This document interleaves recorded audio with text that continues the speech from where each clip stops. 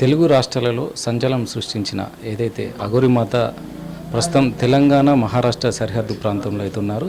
మనం సుమారు ఆమెను వెతకడానికి కోసం వచ్చాము. ఆమె మన కలిసి ప్రైమ్ నైన్కి అయితే ఎక్స్క్లూజివ్గా ఇంటర్వ్యూ ఇవ్వడానికి ఒప్పుకున్నారు.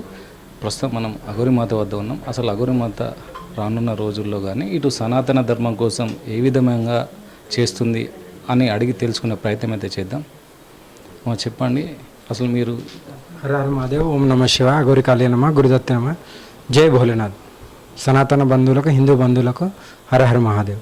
మీరు ఇన్ని రోజులు ఖాళీగా ఉండి ఇప్పుడు మళ్ళీ ఇటు తెలుగు రాష్ట్రాలకు వచ్చారు. ఎలా ఉంది?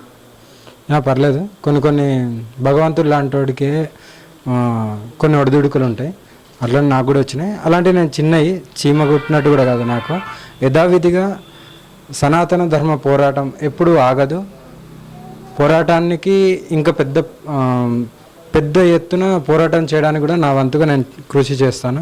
ఎప్పుడు సనాతన ధర్మం గురించి నేను పోరాడతాను. ఆడపిల్లల గురించి, గో సంరక్షణ గురించి మాత్రమే నేను ఇదంతా చేస్తుంటాను. ఇంకా రానున్న రోజుల్లో అసలు మీ ప్రయాణం ఎటువైపు ఉండబోతుంది? ఇటు సనాతన ధర్మం కోసం ఉంటుందా, ఇటు అంటే మామూలుగా మీరు ఎప్పటిలాగానే ఉండాలని అనుకుంటున్నారా? ఆధ్యాత్మిక బాటలో ఎక్కడైతే సనాతన ధర్మానికి భంగం కలుగుతుందో అక్కడ ఈ అఘోరిమాత ఉంటుంది. ఎట్టి పరిస్థితుల్లో అక్కడ అఘోరిమాత 100% ఉంటుంది. వెనక్కి అడిగి వేసే ప్రసక్తే లేదు. ఎవరు ఇంకెన్ని కేసులు పెట్టుకున్నా, ఎవరు ఎంత నిందలేసినా బుల్సిట్. నేను అలాంటివి పట్టించుకోను. అదంతా నాకు అవసరం లేదు. నాది మాత్రం ధర్మ పోరాటమే. ఇందులోనే ఉంటాను. ఆధ్యాత్మిక బాటలో ఉండి పోరాటం ఎప్పుడు పోరాటం లాగానే ఉంటుంది.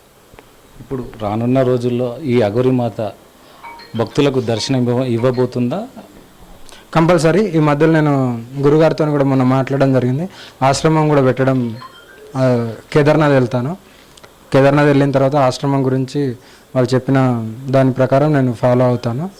అప్పుడు మీరు వేరే చూస్తారు. ఇంకా అంటే ఇప్పుడు ఈ తెలంగాణ ప్రాంతంలోనే ఉంటారా, లేదంటే ఇప్పుడు భారతదేశం మొత్తం సంచరిస్తారా? ఇప్పటికే మీరు ఇటు ఆంధ్రప్రదేశ్, ఇటు తెలంగాణ రాష్ట్రంలో ఒక హాట్ టాపిక్గా మారారు. దీనికి సంబంధించి ఇప్పుడు భారతదేశంలో కూడా ఇప్పుడు కొంత చర్చనీయాంశమైంది. దీనిపై మీరే ఉంటారు? నేను దీనికి పర్టికులర్గా చెప్తాను. దేశ సంచారం చేస్తున్నా కాబట్టి నా దగ్గరికి వచ్చే పీపుల్స్ ఎలా ఉంటారంటే, ఒకరు మంచితో చూసే వాళ్ళు ఉంటారు, ఒకరు తిట్టేటోళ్ళు ఉంటారు, ఒకరు చూసి నవ్వేటోళ్ళు ఉంటారు, ఒకరు వచ్చి మొక్కే వాళ్ళు కూడా ఉంటారు. అన్ని కేటగిరీస్ వాళ్ళు ఉన్నప్పుడు నేను బయట తిరుగుతున్నా కాబట్టి వాళ్ళందరికీ రావడానికి ఒక గేట్ తెరిచి ఉంచాను. కానీ అదే ఆశ్రమం పెట్టి కూర్చుంటే అక్కడ రావడానికి నా భక్తులు మాత్రమే వస్తారు. నన్ను నమ్మిన వాళ్ళు వస్తారు, భోలేనాథుని నమ్ముకున్న వాళ్ళే వస్తారు. అప్పుడు ఇలాంటి ఇష్యూస్ ఏమి ఉండవు కదా. ఎక్కడైతే సనాతన ధర్మానికి భంగం కలుగుతుందో అక్కడ వెళ్ళి నా వంతుగా నేను ఫైట్ చేస్తూ మళ్ళీ వచ్చి నా యథావిధిగా నా పూజలు నేను చేసుకుంటుంటాను. ఇన్ని రోజులు ఏదైతే నేను బౌండరీ పెట్టుకోలేదు కాబట్టి వాళ్ళకు అవకాశం దొరికింది. కానీ ఇప్పుడు అలాంటిది ఏమి ఉండదు. ఇంకా బౌండరీ పెట్టుకొనే దూకుతాను. ఇంకా అప్పుడు రమ్మను, అప్పుడు టచ్ చేస్తే చూపిస్తా. ఇంకా అంటే మీరు ఇప్పుడు గతంలో పోలిస్తే అంటే మీ ఆహార శైలి కానీ ఇప్పుడున్న ఆహార శైలి ఏమన్నా మార్పులు ఏమన్నా జరిగాయా? అంటే పర్టికులర్గా నేను జైల్లో ఉన్నప్పుడు కొన్ని మార్పులు జరిగినాయి. అక్కడ అన్నీ ఉన్నాయి కదా. బయటకు వచ్చిన తర్వాత యథావిడిగా మళ్ళీ ఆధ్యాత్మికలో నేను గురువుగారు ఏదైతే చెప్పారో అదే బాటలో మళ్ళీ మొన్నటి నుండే స్టార్ట్ అయింది. అయితే ఇప్పుడు ఆధ్యాత్మిక జీవితంలో, ఇప్పుడు గత జైలు జీవితంలో అసలు ఎలా గడిచింది?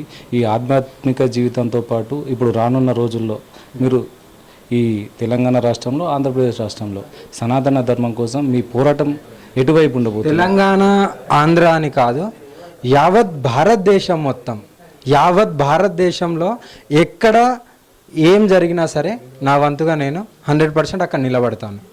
100 కేసులు కాదు, 1,00,000 కేసులు వేసుకోండి, నాకు పెద్ద ఫరకే పడదు. ఇంకా నేను దేనికైనా తెగించాను. మీరు వేసుకోండి, కేసులు వేసుకొని జైలు వేస్తారంటే ఇప్పుడు అంత అవకాశం ఉన్నది. అంత అవకాశం ఇవ్వను కూడా.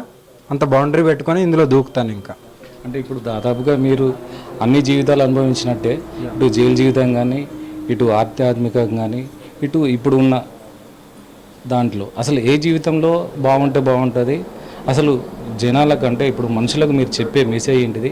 అసలు ఆధ్యాత్మికంగా ఉండాలంటే అసలు ఎలా ఉండాలి? ఒకటే చెప్తాను.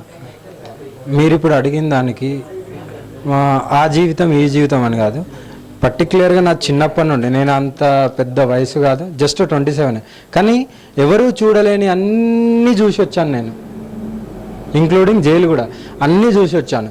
కాబట్టి ఆధ్యాత్మికని ఇదేదో చిన్న చిన్న కష్టాలు వచ్చినా నేను మర్చిపోను.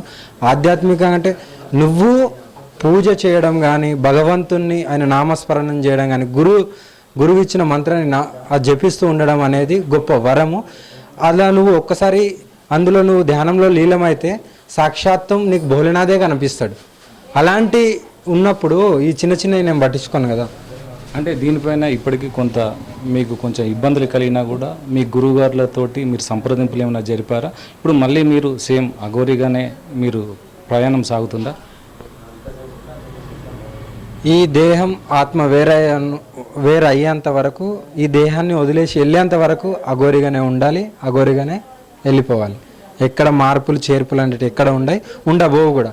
నాతోని ఎంత అవుతుందో అంత నా వంతుగా నేను సేవ చేసి వెళ్ళిపోతా. అలా సేవ చేయనప్పుడు, నాలో ఉన్న జ్ఞానాన్ని పంచనప్పుడు, నాలో ఉన్న శక్తితో ఎవరికో 10 మంది కన్నా అన్నం పెట్టినప్పుడు నేను అజ్ఞానితో సమానం. నేను అఘోర దీక్ష తీసుకొని కూడా వ్యర్థం. అది ఇప్పుడు మీ భోజన శైలి ఏ విధంగా ఉంటుంది అసలు? భోజన శైలి అంటే ఒక పూట అయితే ఆహారం తీసుకుంటున్నాను. యథావిధిగా మళ్ళీ కేదార్నాథ్ వెళ్ళి వచ్చిన తర్వాత భిక్షాటన చేస్తాను. 7 ఇళ్ళు ప్రతిరోజు భిక్షాటన అనేది మొదలు పెట్టుకుంటాను. నార్మల్గా 1 పూట ఉంటుంది, ఒక టైం. ఇప్పుడు భారతదేశంలో ముఖ్యంగా చెప్పాలంటే చాలా చోట్ల ఫ్లడ్స్ వస్తున్నాయి. దీనికి సంబంధించి అసలు మీ ఉద్దేశం ఏంటి?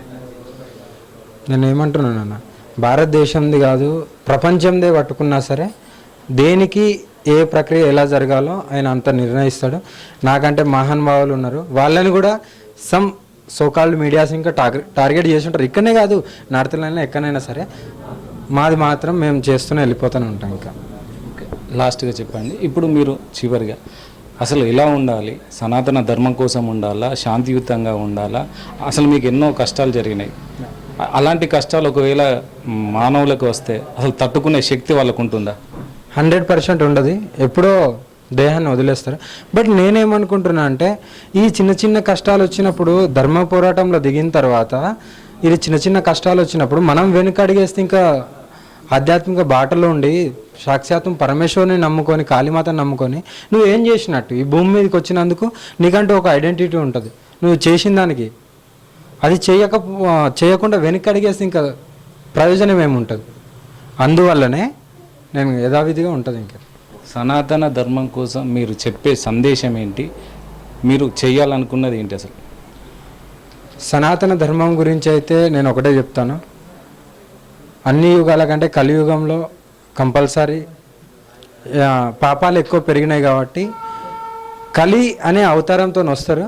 ఆ వచ్చే వరకు మీరు వెయిట్ చేయండి, కంపల్సరీ ఇదంతా అంతమైపోతుంటుంది, ఎవ్వరూ ఉండరు.